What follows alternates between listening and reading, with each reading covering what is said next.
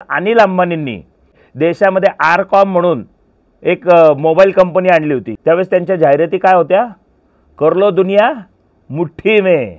2014 पासून आज 2024 पर्यंत आलोय। दुनिया मुठ्ठीत घेतली का त्यांनी? मुकेश अंबानीच्या घराखाली बॉम्ब ठेवल्याबरोबर देवेंद्र फडणवीसांना कसं कळलं? 2024 च्या आता व्हायब्रंट गुजरातचा जो कार्यक्रम झाला त्याच्यात मुकेश अंबानी नरेंद्र मोदींबद्दल स्पष्ट बोलले की देशामधला सक्सेसफुल प्राइम मिनिस्टर म्हणजे नरेंद्र मोदी।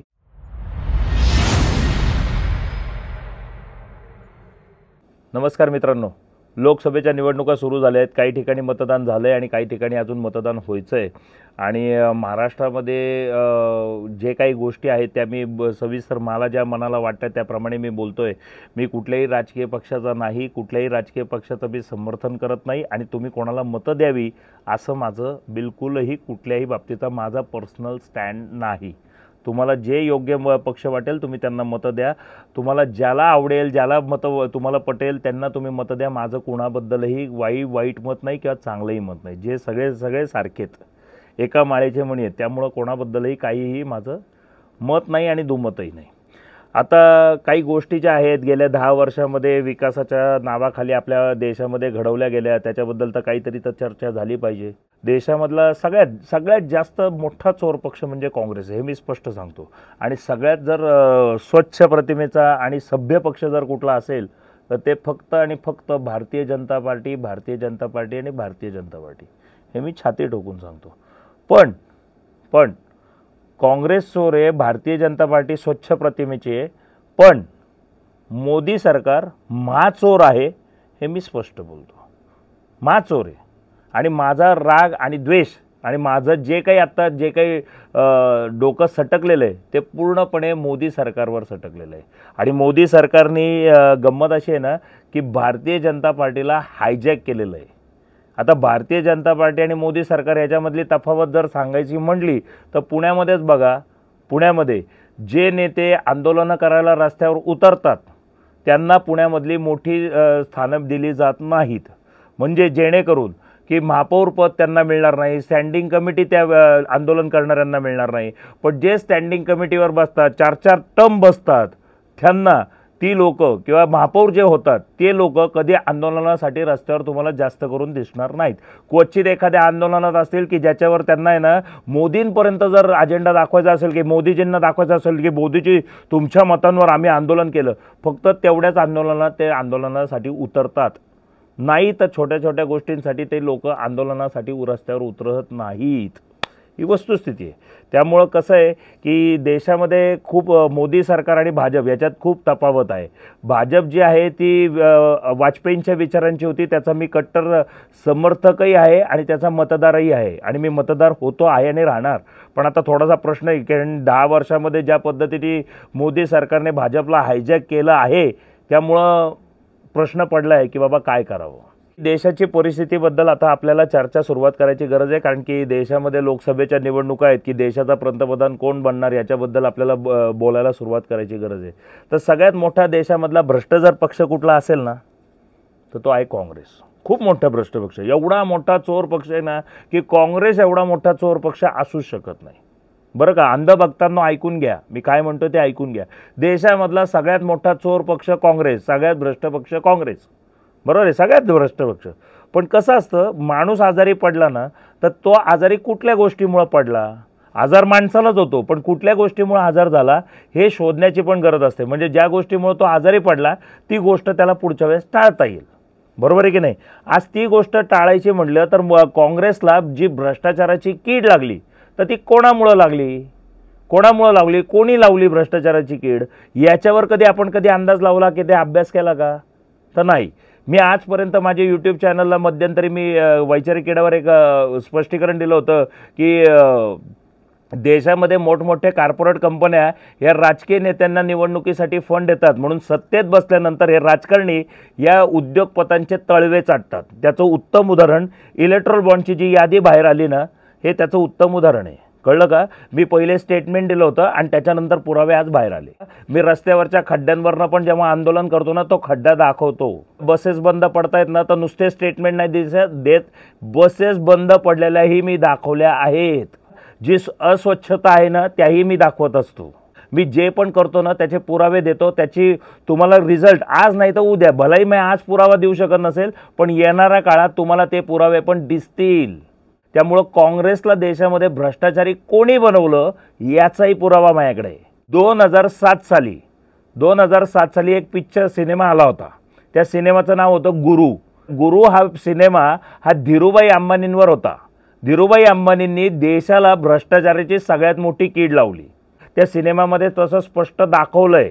आणि धीरूभाई अंबानींनी ही देशाला करप्शनची कीड लावली. आणि धीरूभाई अंबानींच्या अनिल अंबानींनी काय देशामध्ये आरकॉम म्हणून एक मोबाईल कंपनी आणली होती. त्यावेळेस प्रमोद महाजनजी कम्युनिकेशन मिनिस्टर होते आणि त्यावेळेस त्यांनी अनिल अंबानींच्या आरकॉमला परवानगी दिली.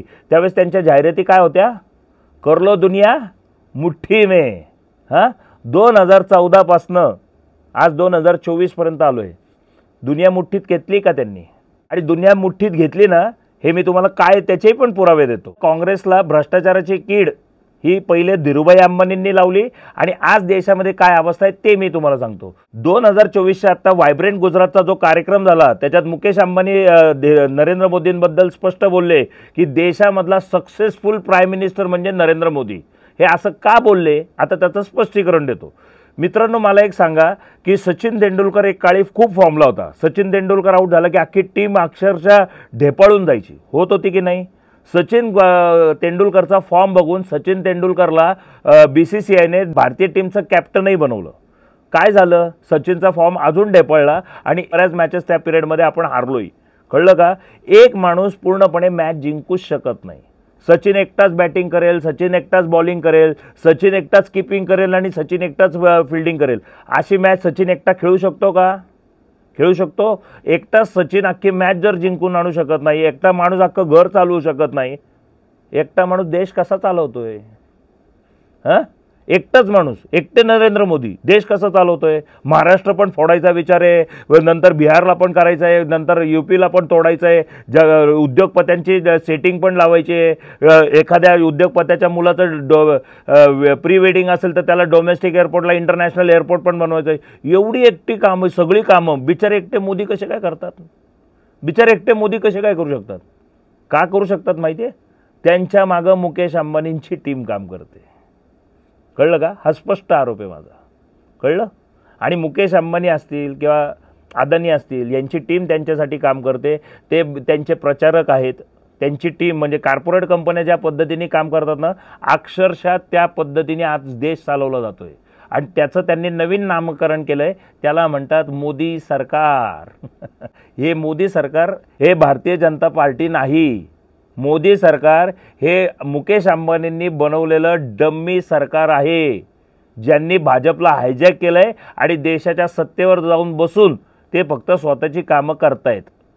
आणि आता गंमत अशी की मी मुकेश अंबानींचं नाव घेतोय पण अदानींचं जास्त का नाव घेत नाही? तर अदानी म्हणजे काय माहिती आहे का? अदानी हा एक माणूस टॉमी आहे. टॉमी जे मुकेश अंबानी स्वतःच्या नावावर कारभार करू शकत नाहीत ते त्या अदानीच्या नावावर करतात. म्हणजे काय? एअरपोर्ट त्याच्याकडं, नंतर मोठमोठे पोर्टल म्हणजे जहाजं वगैरे येतात ते पण पोर्टल त्याच्याकडं. का? इम्पोर्ट ड्युटी वगैरे सगळे काम म्हणजे त्या गुरु पिक्चरमध्ये दाखवलं होतं की इम्पोर्ट ड्युटी वाचवण्यासाठी हे लोक काय काय थराला जाऊन काम करतात. बरोबर? आता सत्ता त्यांची. उद्या इम्पोर्ट ड्युटीमध्ये काही घोळ सापडले तर अदानी अडकणार, अंबानी ग्रुप नाही. रिलायन्स ग्रुपची काम करण्याची पद्धत कशी आणि कुठल्या थराची आहे ना हे त्या गुरु सिनेमामध्ये दाखवलेलं आहे. बघून घ्या. अभिषेक बच्चन आणि ऐश्वर्या राय त्या सिनेमामध्ये. कळलं का? आणि देशाची पण अवस्था आता त्या पद्धतीने करून ठेवलेली आहे. कळलं का? अक्षरशः त्या पद्धतीने करून ठेवली आहे. आज मुकेश अंबानींच्या घराखाली बॉम्ब ठेवला. सचिन वाझे प्रकरण. मुकेश अंबानीच्या घराखाली बॉम्ब ठेवल्याबरोबर देवेंद्र फडणवीसांना कसं कळलं? कसं कळलं? देवेंद्र फडणवीस लगेच पळत गेले तिथं आणि त्यांनी सगळं कारभार हाताळला आणि त्यांनी सगळं गोष्टी केल्या. काय झालं? याच्यावर पर्सनल एक वेगळा व्हिडिओ देणार आहे की काय घडलं होतं मुकेश अंबानींच्या घराखाली बॉम्ब ठेवण्यामागं काय कारण होती ना याचंही स्पष्टीकरण देणार आहे. आज मोदी सरकार काय म्हणतं माहिती आहे का? काय म्हणतं माहिती? हे बघा. परिवार का ही एक सदस्य अगर चोरी करने की आदत रखता है तो वो परिवार कभी खड़ा नहीं हो सकता है.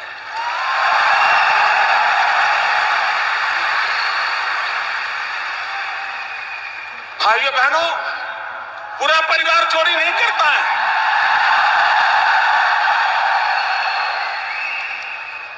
परिवार का एकाध सदस्य परिवार के नियमों को तोड़ करके बीच बीच में से निकाल देता है, परिवार समाप्त हो जाता है।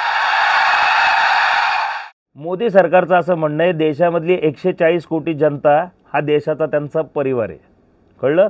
आणि त्या परिवारामध्ये एखाद सदस्य जर चोऱ्या करेल तर काय घडू शकतं हे ऐकलं आता आपण.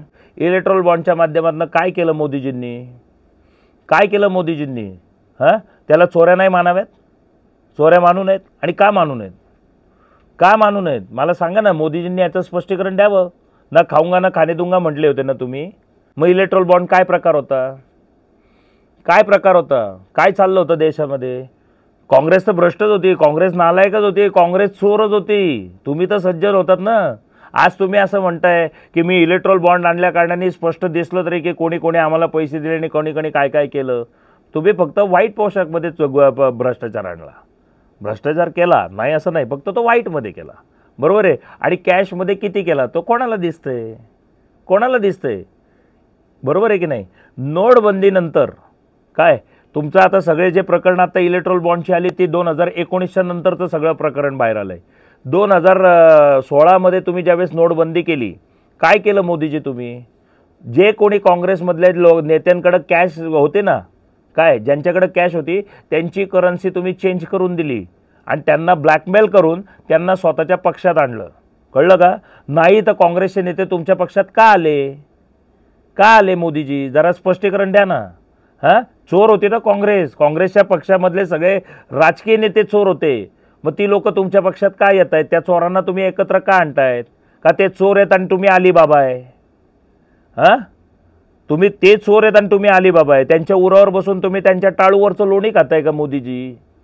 काँग्रेस जर चोर होती ना तर मग याचं स्पष्टीकरण द्या ना. देशामधल्या काँग्रेस सरकार म्हणजे 2014च्या पूर्वी जे काही भ्रष्टाचार काँग्रेसच्या काळात चालत होता त्या भ्रष्टाचाराची कीड लावणारा माणूस धीरूभाई अंबानी. आणि मी तुम्हाला सांगतो भ्रष्टाचार कोण करायचं? इंदिरा गांधींची हत्या झाली, राजीव गांधींची हत्या झाली ना, या 2 हत्येनंतर सोनिया गांधींनी राजकारणातनं संन्यास घेतलेला होता, कळलं का?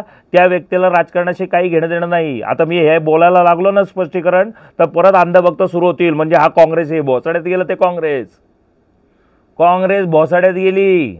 तुम्ही सज्जन आहात ना तर काही गोष्टींचे स्पष्टीकरण तुम्हाला द्यावे लागणार.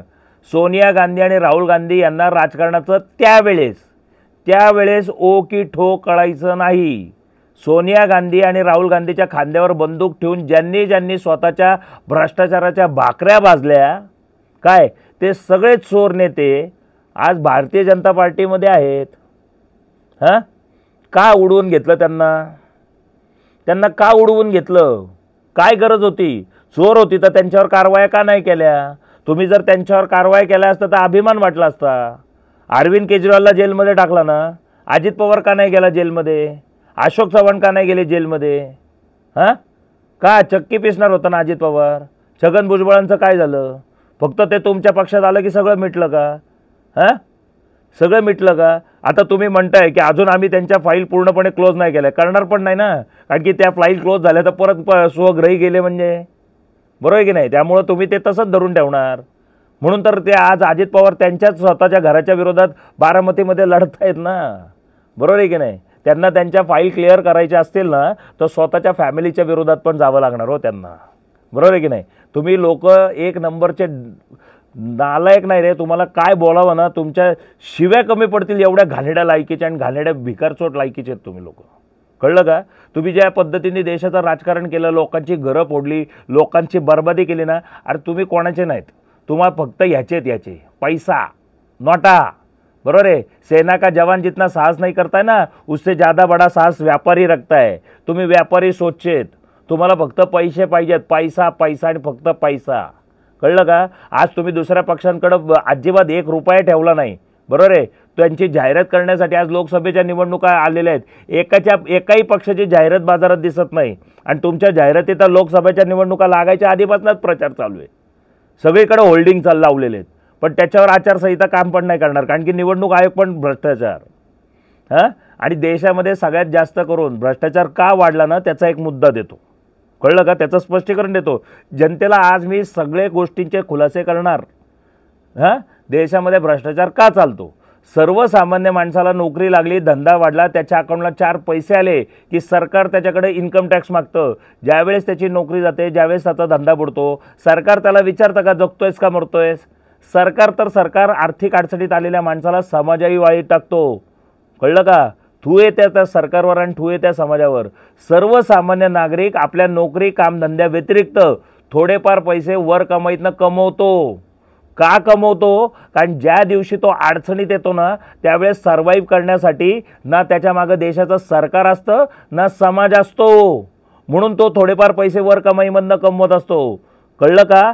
तुम्ही 2014च्या आधी भ्रष्टाचार होता जे बोंबालता ना तो भ्रष्टाचार त्याच्यासाठी करावा लागत होता आणि आजही तुमच्या काळात लोक ते करतातच आहेत, ते बंद झालेलं नाही, कळलं का. कारण ज्यावेळेस नोकरी जाते, ज्यावेळेस एखादा व्यवसाय बुडतो ना त्यावेळेस बेरोजगारी भत्ता द्यायला सुरू करा ना. तुम्ही बेरोजगारी भत्ता द्यायला सुरू करा मोदीजी. तुम्हाला व्हाईट इकॉनॉमी करायची आहे ना. ज्यावेळेस आमची नोकरी नसेल, धंदा नसेल, आम्ही अडचणीत असू ना त्यावेळेस विनाशर्त बँकांचे EMI स्टॉप करावेत, कळलं का. आणि एकही no bouncing charges, no late payment charges, no legal charges, no monitoring system. हां, आमच्याकडं कामधंदा नाही, तुम्ही बाउन्सिंग चार्जेस घेणार, लेट पेमेंट चार्जेस घेणार, लीगल चार्जेस घेणार, हां, आणि वरनं इंटरेस्ट पण लावणार आहे. कसं जगायचं माणसानी, हां, कसं जगायचं. ज्यावेळेस आम्ही अडचणीत असू ना त्यावेळेस बँकांचे हप्ते विनाशर्त स्टॉप करावेत आणि घर चालवण्यासाठी आम्हाला बेरोजगारी भत्ता सुरू करा. कशाला देशामध्ये भ्रष्टाचार करतील लोक, कशाला देशामध्ये भ्रष्टाचार करतील. कुठलाही माणूस इंटेन्शनली चुकीचा वागत नाही, त्याला परिस्थिती तसं वागायला जबाबदार असते. हां, कुठलाही माणूस या देशामध्ये मुद्दामून भ्रष्टाचारी बनत नाही. तुम्ही पण भ्रष्टाचारी केला ना तर तो काही तुम्ही मुद्दामून केलेला नाही आहे, पक्ष चालवायला पैसा लागतो याच्याशी मी सहमत आहे. तुम्ही इलेक्ट्रॉल बॉन्डच्या माध्यमातून पैसे घेतले त्याचा मी विरोध नाही करत, अजून घ्या, काय प्रॉब्लेम नाही, बरोबर आहे की नाही. आम्ही तुम्हाला सत्तेत बसवल्यावर बिंदास चोऱ्या करा, चोऱ्या करण्याबद्दल पण ऑब्जेक्शन नाही. पण जनतेचं काय, जनतेच्या मुद्द्यांचं काय, जनतेच्या बाबतीत बोलायचं नाही, जनतेच्या हातात घंटा द्यायची आणि म्हणायचं जय श्रीराम जय श्रीराम जय श्रीराम. अरे जय श्रीरामने प्रॉब्लेम सुटणार नाही आहेत, जय श्रीरामने बँकांचे हप्ते संपणार आहेत का ते सांगा. हां, मी रोज जय श्रीरामचा जप करत असेल तर बँकेचा रिकव्हरीचा माणूस आला होता, अरे जय श्रीराम म्हणताय का, ठीक आहे बँकेचं लोन माफ, असं होणार आहे का. सांगा ना मोदीजी, स्पष्टीकरण द्या. उगीच येडं बनवायचे धंदे बंद करा, बास झालं आता तुमचं, कळलं का. तुम्ही आज भारतीय जनता पार्टीला हायजॅक केलं आणि ज्या पद्धतीने तुम्ही मोदीची देश चालवताय ना, महाराज धिंड काढणार संतोष पंडित तुमचे, कळलं का. आम्ही मतं देतो, ही लोकशाही आहे, लोकशाहीमध्ये जनता देशाची मालक आहे. आम्ही तुम्हाला मतं देतो, तुम्ही सत्तेत जाऊन बसता, 5 वर्षातनं फक्त आम्हाला एकदा तुम्ही सापडता, नाहीतर 5 वर्षात तुमची मनमानी चालू असते. अचानक नोटबंदी, अचानक GST, तुम्ही स्वतः म्हटले नोटबंदी आणि GSTमुळे भारतामधले 3 लाख उद्योग बंद पडले.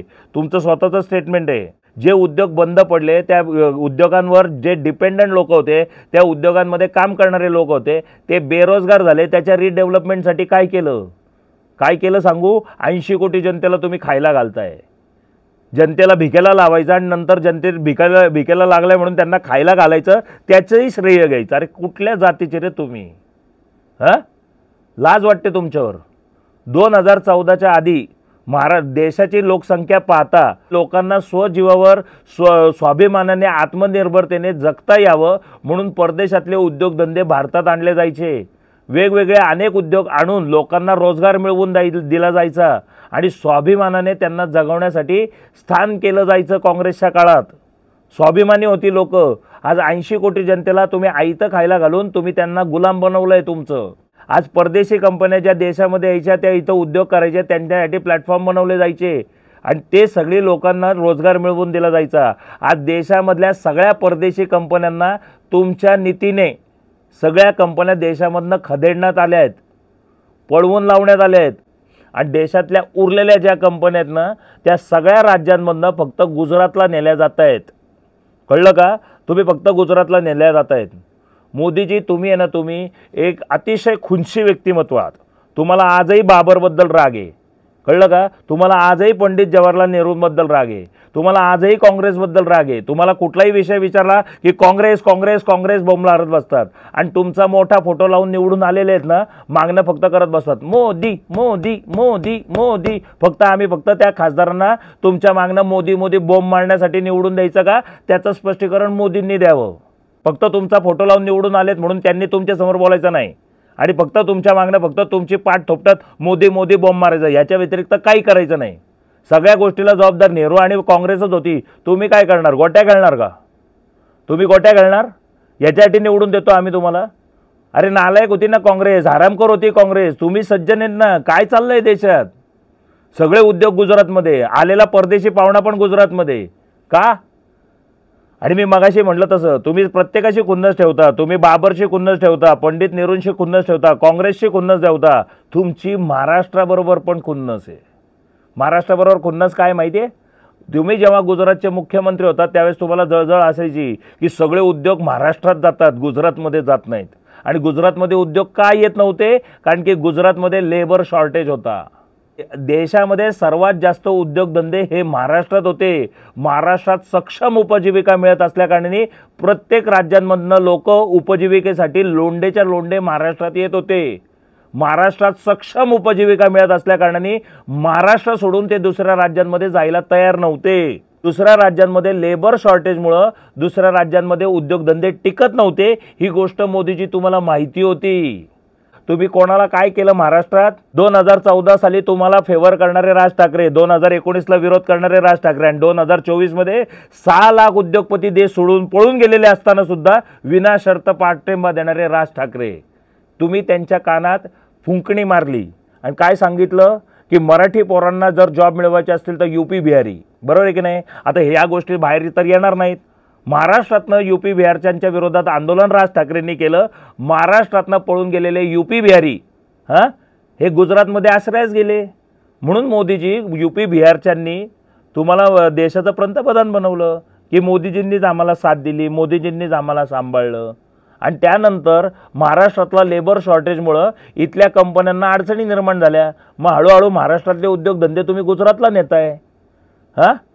देशामधल्या जनतेला जरी किंवा महाराष्ट्रातल्या जनतेला जरी हे राजकारण लक्षात येत नसलं ना, माझं बारीक लक्ष आहे महाराज.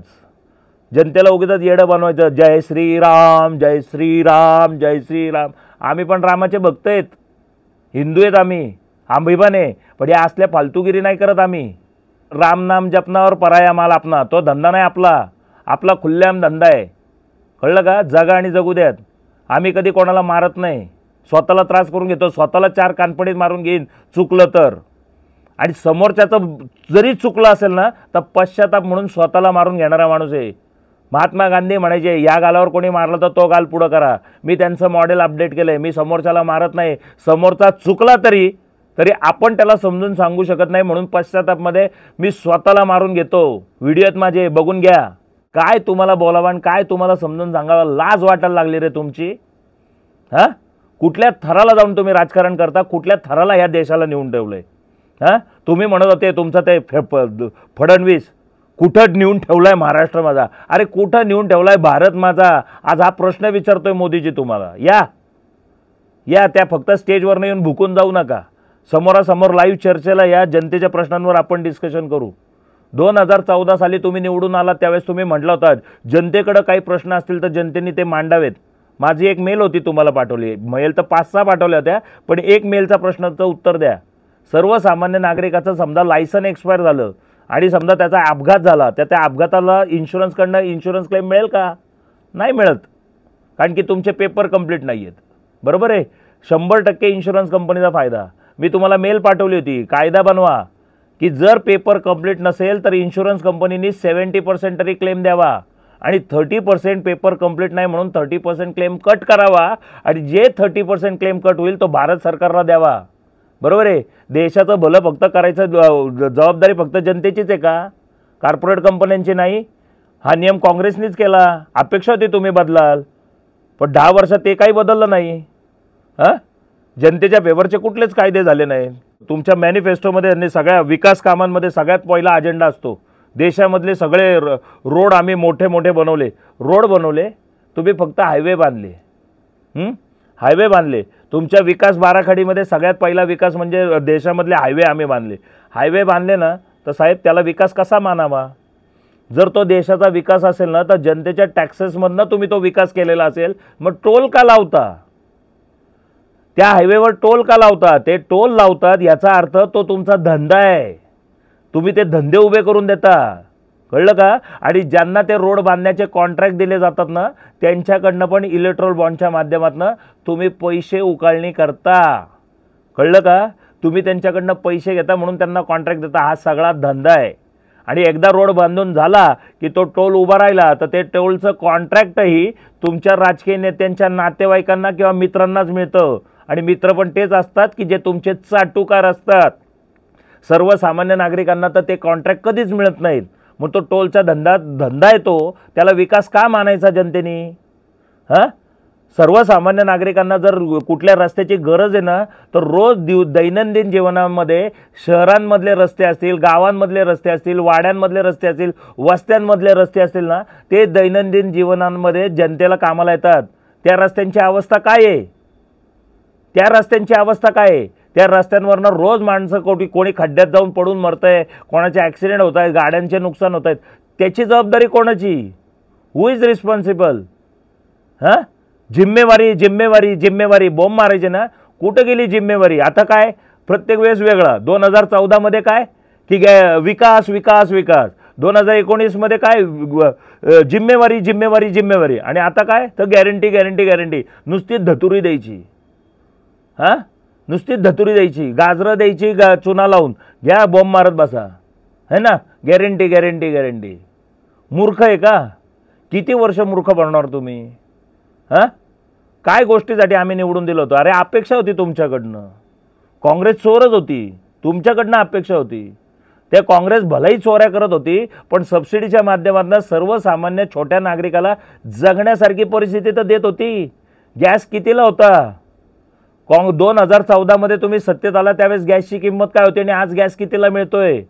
तुम्ही ज्यावेळेस 2014मध्ये सत्तेमध्ये आला त्यावेळेस पेट्रोल काय होता, आज पेट्रोलची किंमत काय आहे? हां, तुम्ही ज्यावेळेस 2014मध्ये सत्तेत आला त्यावेळेस वाहनांच्या किमती काय होत्या आणि आज वाहनांच्या किमती आणि स्पेअर पार्टच्या किमती काय आहेत? काय आहेत? आज काँग्रेसच्या काळात रस्ते खराब होते ना, भिकारचोट होती काँग्रेस, थर्ड क्लास येते काँग्रेस. का 10 वर्षात तुम्ही ते करू शकले नाहीत? का तुमचे नगरसेवक करू शकले नाहीत? का तुमचे आमदार लक्ष देत नाहीत? काय केलं तुम्ही महाराष्ट्राचं? हां, महाराष्ट्राबद्दल तुम्हाला राग आहे मोदीजी, तुम्हाला राग आहे. महाराष्ट्राबद्दल प्रचंड राग आहे. जेव्हा तुम्ही गुजरातचे मुख्यमंत्री होतात तुम्हाला महाराष्ट्राबद्दल संपूर्णपणे द्वेष आहे आणि महाराष्ट्राला संपूर्णपणे संपून टाकायचा तुमचा प्लॅन आहे. महाराष्ट्रातनं मुंबई ही तुम्हाला गुजरातला न्यायची आहे. 400 पार जर झालं ना तर तुम्ही ते स्वप्न पण पूर्ण कराल, ही गॅरंटी मी तुम्हाला देतो. तुमची गॅरंटीची काही गरज नाही आहे. महाराष्ट्राचं वाटोळं करायचं जर प्लॅनिंग तुम्ही करत असाल ना मोदीजी, तर मोदी सरकारविरुद्ध संतोष पंडित भाजपच्या विरोधातल्या सर्व राजकीय पक्षांना जाहीर पाठिंबा आज मी स्पष्टपणे सांगतो. काय करायचं आहे ते करा. महाराष्ट्राचं वाटोळं करणार असाल ना महाराज तर मोदी सरकार मी तुम्हाला चॅलेंज देतो, मोदीजी मी तुम्हाला चॅलेंज देतो. लय त्रास देणार महाराष्ट्रात, 100% त्रास देणार, मी नाही सोडणार. कळलं का? आम्ही महाराष्ट्रात राहतो, आम्ही भारतात राहतो, आम्हाला महाराष्ट्राचाही अभिमान आहे, आम्हाला भारताचाही अभिमान आहे. कळलं का? पण गंमत अशी आहे ना की आमच्या घरात जर आग लावून तुम्ही तुमच्या घरात दिवाळी साजरी करणार असाल जी 10 वर्षात तुम्ही केली, कळलं का, तर नाही सोडणार, नाही सोडणार. आम्ही एखादा कार्यक्रम घ्यायचा म्हटलं तर एखाद्या कार्यक्रमाच्या परवानग्या घेण्यासाठी कुत्र्यासारखं फिरावं लागतं. हां, आणि मुकेश अंबानींना रातोरात डोमेस्टिक एअरपोर्टला इंटरनॅशनल एअरपोर्टचा दर्जा मिळतो. हां, मोठमोठे कॉन्ट्रॅक्ट अदानीला मिळतात. हां, अदानीचा हिंदनबर्गचा विषय आल्यानंतर का नाही तुमच्याकडनं काही स्पष्टीकरण देण्यात आलं? हेच आत्ता दुसरा कोणी असता तर. पुण्यातलंच एक उदाहरण देतो. 2009मध्ये बसपकडनं DS कुलकर्णी उभे राहिलेले होते आणि DS कुलकर्णीमुळं पुण्यामधलं भाजपचं सीट पडलं. बरोबर, भारतीय जनता पार्टीचं सीट पडलं. म्हणूनच 2014ची निवडणूक भारतीय जनता पार्टीचा खासदार झाल्याबरोबर DS कुलकर्णी अडचणीत आले. कळलं का? तुम्ही फार खुंची लोक आहात. तुमच्या विरुद्ध बोलणाऱ्या माणसाचा तुम्ही कसा जीव काढता मला माहिती आहे, खूप अनुभव आहेत. आणि मी आज तुमच्या विरुद्ध बोलतोय ना, तुम्ही माझी गेम वाजवणार आहात मला माहिती आहे. देशातल्या जनतेला जगू द्यात महाराज, माझी तुम्हाला हात जोडून विनंती आहे. तुम्हाला काय काशी घालायची ती घाला, माझं काही म्हणणं नाही. पण महाराष्ट्राचं जर वाटोळं करत असाल, महाराष्ट्रातल्या जनतेचं आणि देशातल्या जनतेचं जर तुम्ही वाटोळं करत असाल ना, तर सुट्टी नाही महाराज, अजिबात सुट्टी नाही. काय करायचं ते करून घ्या. तुम्ही ज्या पद्धतीने देश चालवला आहे, ज्या पद्धतीने देशामध्ये गंमत करताय, किती गोष्टींबद्दल बोलू. मोदीजी तुम्ही म्हणले होते ना गटारीतनं गॅस बाहेर येतो, गॅस एवढा महाग केला आहे ना, द्या ना फॉर्म्युला तो जनतेला, तो फॉर्म्युला जनतेला द्या, प्रत्येकाच्या घरात पाईपलाईन टाकून द्या ना. 10 वर्ष सत्ता होती ना महानगरपालिकेमध्ये, महापौर तुमचा, तर प्रत्येक महापौरांनी प्रत्येकाच्या घरात गॅस आणून देण्याची गॅरंटी द्यावी. द्या. आता 29 तारखेला येणार आहे ना सभे मला पुण्यामध्ये, त्यावेळेस पुण्यामध्ये गॅरंटी द्या की प्रत्येक घरात आम्ही नाली में से गॅस निकाल के हर एक के घर में गॅस फ्री में पहुंचाएंगे. द्या ना गॅरंटी. कुठल्या मूर्खासारख्या काहीतरी कॉन्सेप्ट देता. आहे ना तुमचा विश्वास तुमच्यावर? काहीतरी लोकांना भ्रामक गोष्टी बोलायच्या, लोकांची गंमत जम्मत करायची. तुम्हाला काय करायचं, तुम्हाला त्या राजकारण्यांची सत्ता पेटवायची ती पेटवा. पण एक लक्षात ठेवा, तुमच्या निर्णयांमुळे जर खाली गंमत जम्मत होत असेल ना, तर महाराज सोडणार नाही मी तुम्हाला. कळलं का? आणि तुम्ही जी नोटबंदी केली, GST आणलं, लॉकडाऊन लावलं, सांगू काय? नोटबंदी करून लोकांना ऑनलाईन ट्रान्झॅक्शन शिकवले, GST आणून दुकानदारी संपवली आणि लॉकडाऊन लावून लोकांना घरात याच्यासाठी बसवलं आहे कारण ऑनलाईन खरेदी करा. GST आल्यापासून ऑक्ट्रा LBT तुम्ही बंद केलं कारण की ऑनलाईन कंपन्यांचा माल इकडं तिकडं ट्रान्सफर होत असेल त्यावेळेस त्यांना अडचण यायला नको. रस्त्यावरचे हायवे याच्यासाठी चांगले बनवलेत कारण की मोठमोठ्या कॉर्पोरेट कंपन्यांचा माल पटापटा इकडं तिकडं नेण्यासाठी, दळणवळणासाठी ते हायवे चांगले बनवले. जनतेसाठी केले का? तुम्ही देशामधले रस्ते सुधारवले असते ना, तर गावं, वाड्या, वस्त्या आणि शहरांमधले रस्ते सुधारित व्हायला पाहिजे होते. झाले? नाही झाले. मूर्ख बनवलं तुम्ही 10 वर्षात जनतेला. कळलं का? आणि मूर्ख बनवा, माझं काय प्रॉब्लेम नाही. राजकारणात या गोष्टी चालत राहतात, माझा त्यातलाही विरोध नाही. तुम्हाला भ्रष्टाचार करायचा आहे तोही करा, मी तर त्याचाही विरोध तुम्हाला करत नाही. पण निदान सर्वसामान्य छोटा वर्ग जगला पाहिजे अशी परिस्थिती तर ठेवावी. आज किती लोक आहेत ती गरीब आहेत, खूप खालच्या तराचं काम करतात. लोकांकडे रोजगार नाही. ऑनलाईन पद्धतीमुळं अनेक गोष्टींचे उद्योगधंदे देशोधडीला लागले. खूप लोकांचे रोजगार गेले. चांगले आज पोरं आज डिलिव्हरी बॉयचं काम करतात. आज त्यांना परवडतंय हे सगळं करणं? परवडतंय? ते कसं घर चालवत असतील? कधी विचार केला? काय काम चाललंय, कसं ती पोरं लोक जगत असतील? 2014च्या आधी टुरिस्ट परमिट पास करायचा किती खर्च येत होता? आजच्या तारखेला किती रुपये लागतात? जे 2-3 हजार रुपयात काम होत होतं त्याला आज 25-25 हजार रुपये लागतात. ॲडव्हान्स भरावे लागतात हो वर्षाच्या सुरुवातीला. वर्षभर धंदा होईल की नाही होईल त्याची शाश्वती नसते. लॉकडाऊनच्या पिरियडमध्ये तर कित्येक लोकांच्या गाड्यांचे हप्ते थकल्या कारणाने गाड्या उचलून नेल्या बँकांनी. मोठमोठ्या IT कंपन्यांमध्ये पहिले नेणे आणण्यासाठी त्या गाड्यांचा टुरिस्ट परमिट गाड्यांचा उपयोग केला जायचा. पण जेव्हाही लॉकडाऊन लागलं, वर्क फ्रॉम होम, नाही का, वर्क फ्रॉम होम, त्यामुळे ट्रान्सपोर्टेशनचा खर्चच कमी झाला. ज्या गाड्या त्या IT कंपन्यांमध्ये नेहाण करण्यासाठी लागणार होत्या, देशोधडीला लागल्या त्या गाडीवाले. हप्ते थकले त्यांचे, धंदे बर्बाद झाले त्यांचे. जनतेला मी सांगू इच्छितो, शरीराला आपली एखादी दुखापत होते, ॲक्सिडेंट झाला, आपलं फ्रॅक्चर झालं, तर ते गोष्ट रिकवर व्हायला थोडा वेळ जावा लागतो, टाईम स्पॅन द्यावा लागतो. लॉकडाऊन नंतर उद्योगधंद्यांची अवस्था तशीच झाली. कॉर्पोरेट कंपन्यांची नाही, छोट्या उद्योगपत्यांची. कॉर्पोरेट कंपन्यांची तर अडचण कधीच होऊ शकत नाही कारण त्यांच्याकडे पैसा सब्जेक्ट टू मार्केट रिस्क बेसिसवर घेतलेला असतो. त्यांना ना EMI आहे, ना त्याच्यावर इंटरेस्ट आहे, ना बाउन्सिंग चार्जेस आहे, ना लेट पेमेंट चार्जेस आहेत. त्यामुळे उद्योगपत्यांना प्रॉब्लेम येत नाही. पण तुमच्या माझ्यासारखा एक सर्वसामान्य नागरिक आपली प्रॉपर्टी बँकेकडे मॉर्गेज ठेवून काम करतो ना, त्याची किती अवस्था वाईट झाली हे मला चांगलं माहिती आहे. ज्यावेळेस लॉकडाऊन उघडलं आणि परत उद्योगधंदे चालू झालेत ना, लुळे पांगळ्या झाल्यासारख्या छोट्या उद्योगधंद्यांची अवस्था आहे. पहिले तेवढ्या प्रमाणामध्ये ते उद्योगधंदे आज चालत नाही आहेत. हळूहळू घेत आहेत पिकअप, पण खूप हळू आहे. आणि तरीही बँकांकडनं ज्या रिकव्हरीसाठी टॉर्चरिंग केलं जातं आहे, महाराज माझी असलीच तळपायाची आग मस्तकाला पेटली ना, मला तर खरंच त्या रिकव्हरीवाल्यांना मारावं असं वाटतं. काय ते चोर आहेत का ती लोक? ज्यांनी बँकांकडनं लोन घेतलं ते चोर आहेत? कुठल्या प्रकाराने तुम्ही त्यांना टॉर्चरिंग करता? जनतेकडे 2 पैसे त्यांनी कमवले की टॅक्सेस मागता. मग थोडासा तो अडचणीत आला तर त्याला समजून घेण्याची वृत्ती ना काँग्रेसमध्ये होती ना भाजपमध्ये. आणि तुम्ही जे काही देशामध्ये धडाधडीचे निर्णय घेण्याचं काम केलं ना मोदीजी, हे काँग्रेसने कधी नाही केलं.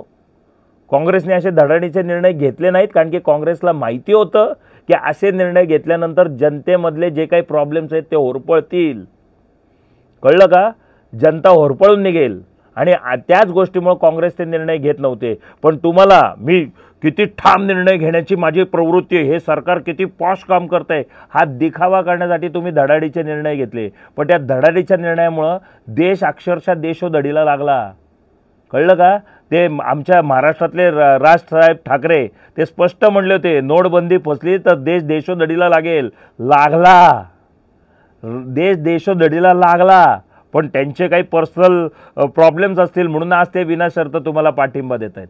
लाज वाटते, लाज. कळलं का? लाज वाटते मोदीजी. काय बोलावं तुम्हाला?